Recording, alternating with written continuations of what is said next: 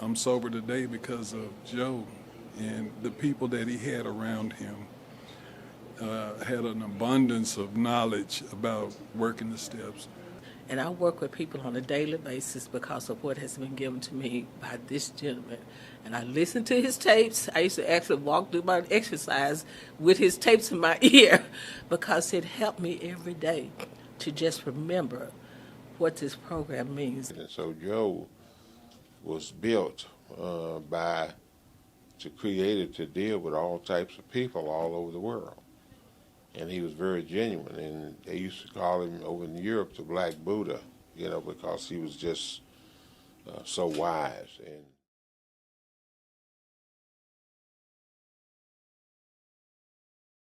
Hey, I'm Rashawn Trammell. I'm a filmmaker and professor of multimedia communications at the University of Arkansas at Pine Bluff. I accepted an invitation to shoot footage and get interviews at an event honoring Joe McQuany. This event took place March 15, 2025 at the Wolf Street Center in Little Rock, Arkansas. Before this, I, like many, did not know about him, but that changed very quickly. Joe McQuany was one of the most influential people in overcoming addiction that most people don't know about. His lessons are helping millions overcome addiction. Joe developed a thing called recovery dynamics. This was his own 12-step based treatment model for overcoming alcoholism. His base was in Little Rock, Arkansas, but he wrote books and learning aids used everywhere. Joe McQuany opened the Serenity House Treatment Facility and is taught all over the world. On this day, the center was filled with people 30 minutes before the event was even scheduled to start. You can tell that while everyone here was doing well and had victories to celebrate, they were aware of what was no longer there because of Joe's absence. He didn't start off as some trained counselor or addiction guru. He was just a guy from Louisville, Kentucky, who wanted to change his life for the better. he got sober in Arkansas in 1962, being the first African-American person to integrate AA here in Arkansas. He said AA was so anonymous in the black community. He said nobody knew about it in the black community. He said I was the first black person to come into AA. And he said when I came in, he said, you know, some people accepted me. He said, but there was about 4 guys come up to me one day after the meeting was over, and he said they confronted me. And he said, and they asked me, said, nigga, why are you here? And he said, I'll come to an AA meeting. They said, well, you can come to the meeting. We can't stop you from coming to the meeting, but when the meeting is over, you need to take your black ass and go. We don't want to stand around and drink coffee with you after the meeting is over. And he said it hurt his feelings and pissed him off. And he went to his sponsor to tell his sponsor about it. He said he thought his sponsor was going to have some compassion on him. And his sponsor was a white guy, but Charlie was a guy that he didn't discriminate against anybody. He had been in penitentiary for a long time, so he had to deal with people from all walks of life. He said, those guys are sick.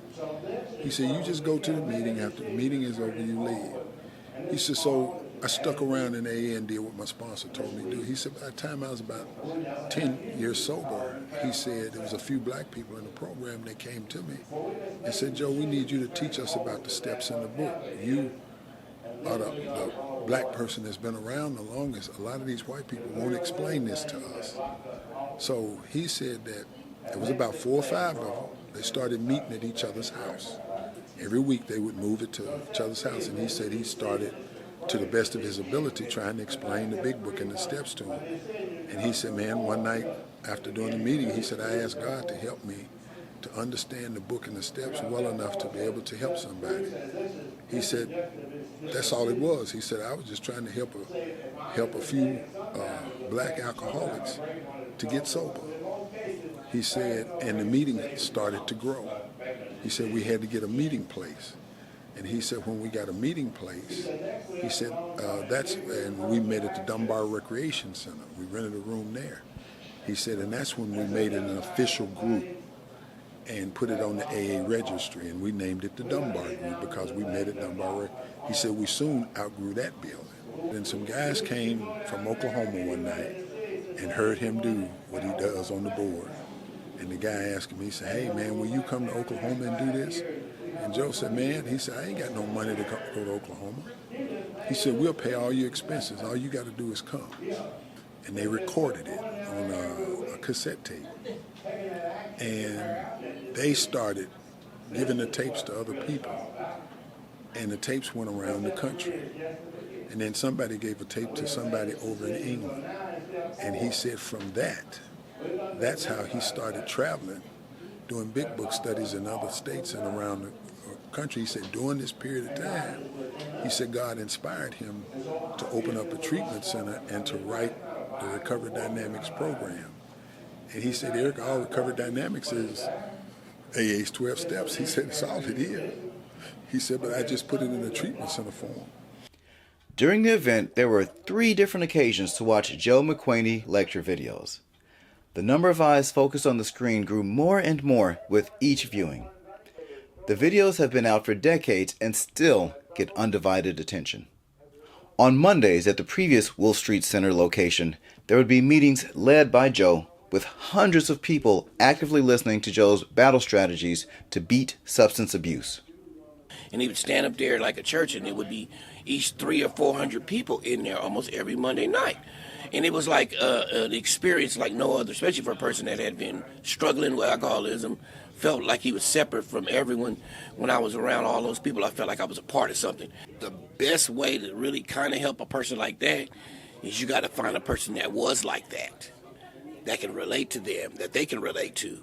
And then they can go forward. Because most people, you just got to admit, most people just like me, I went to like 11 treatment centers, and would always be these college students that have all these degrees, and they come here and telling me, you don't have to do those drugs anymore. And I was looking at them like, dude, you got a college degree, you're white, I have all these prejudices against you. But when I was standing in front of somebody like Joe McQuany, somebody that had the same color as me, talked the same as me, wasn't super educated, he truly cared, and he had a structure of something I could use, I had no more excuses. During the event, there was a Joe McQuany trivia contest. It probably comes as no big surprise that one of the attendees who knew Joe the longest was the winner. Some of my fondest memories, I knew where Joe would be after lunch at Serenity Park, and I'd go out, he'd be sitting on the bench outside the cafeteria, and I'd have a problem, need a real question answered. And I'd sit down and tell him this real long question. He could explain it to me in about 3 sentences. He knew what motivated alcoholics. He knew what motivated human nature. And Joe's truly a gift. And to take things we like to complicate and make them very simple. And I love that because the truth never changes. And the truth usually is simple.